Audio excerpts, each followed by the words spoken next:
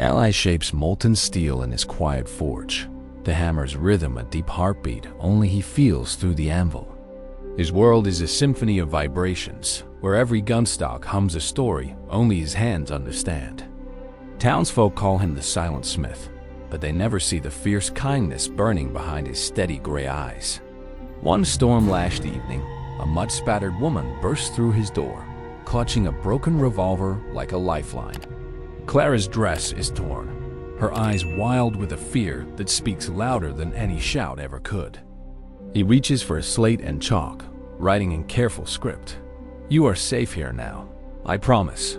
She stares at the words, then at his gentle face, and for the first time in weeks, exhales. Eli slides a tin cup of hot coffee across the workbench, the simple gesture more healing than a sermon. Over the following days, she learns he lost his hearing to a fever when he was a boy.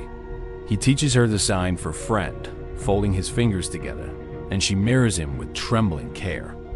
They share meals in companionable silence, communicating through scribbled notes that soon fill an old cigar box.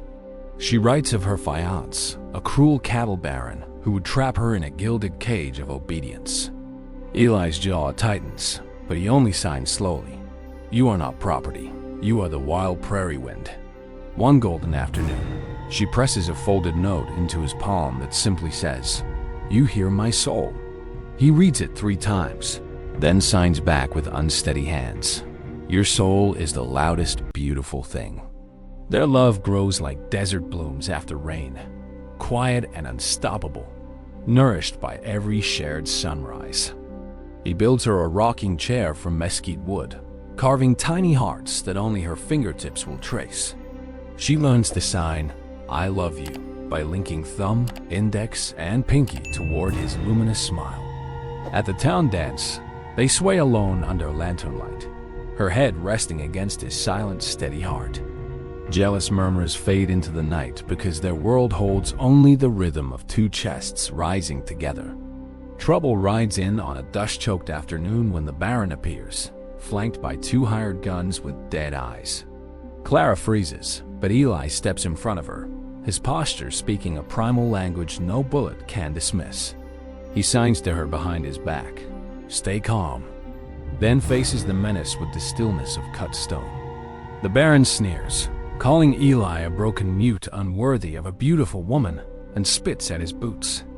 Eli simply picks up a custom revolver from the counter, spinning the cylinder with deliberate ringing clicks. He places a single bullet on the anvil and writes in bold chalk, "Walk away now or stay forever." The Baron laughs nervously, but one glance at Eli's unblinking focus makes his own hands tremble. Clara steps forward, her voice steady for the first time, declaring, "I choose my own heart, and it chose him." The Baron grabs her wrist, and suddenly Eli moves faster than lightning across a summer sky. He disarms both men with fluid precision, using only the flat of his hand and a sweeping leg lock. Within heartbeats, the Baron is on his knees, gasping, realizing this silent man is forged from pure titanium.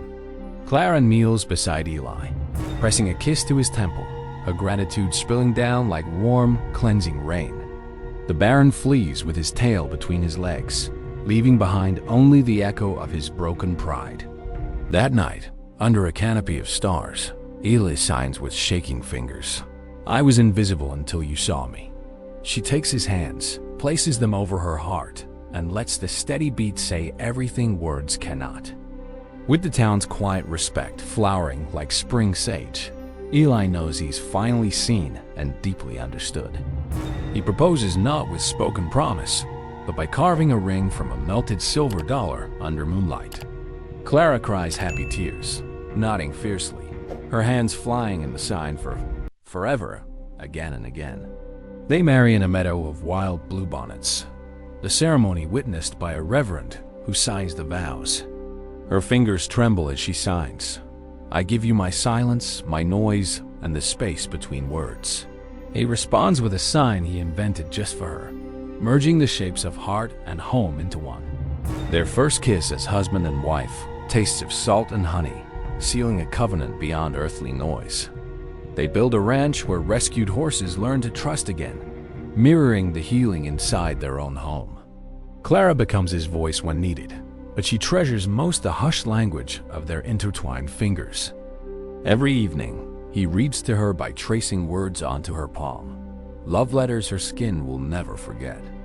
1 year later, a baby girl is born with eyes like prairie dusk and a cry that shakes the rafters. Eli cannot hear the sound, but he feels the vibration in his chest and weeps with raw joy. He presses his lips to the infant's forehead, promising silently to guard her dreams with his entire existence. Clara watches him cradle their daughter, understanding that love is a frequency only the heart's bones detect. Their child learns to sign before she speaks, her tiny hand shaping Papa like the most sacred morning prayer. Neighbors once pitied the deaf gunsmith, but now they see a man richer than any gold-laden stagecoach. His wife writes a story of their life on parchment and binds it in leather tanned by his hands.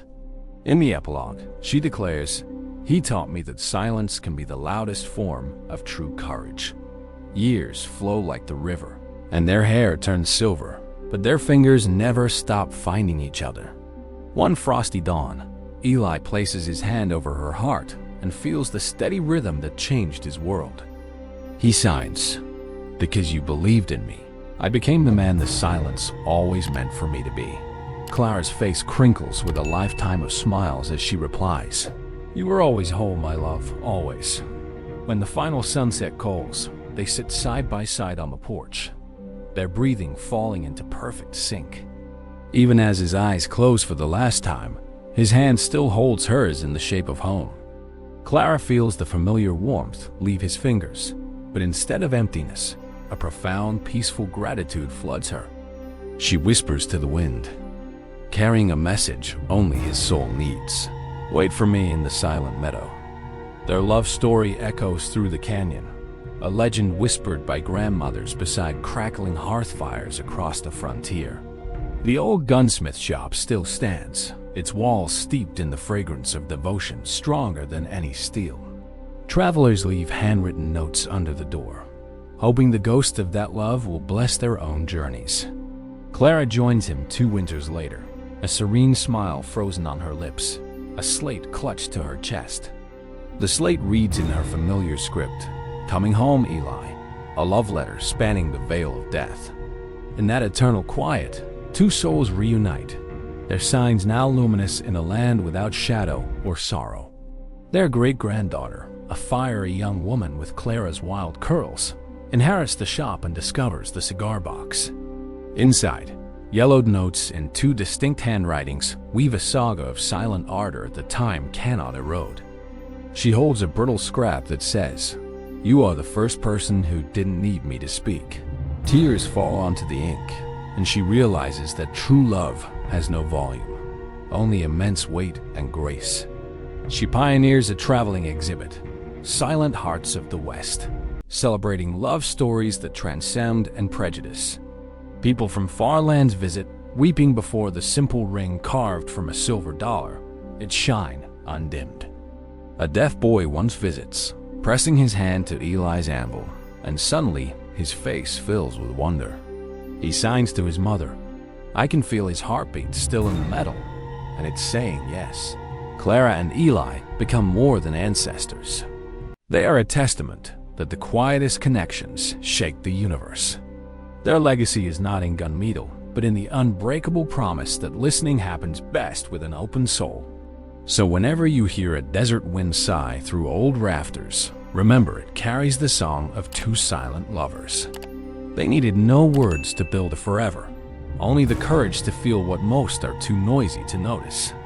Their silent vow remains etched in eternity, a romance that proves the heart speaks fluently in every tongue.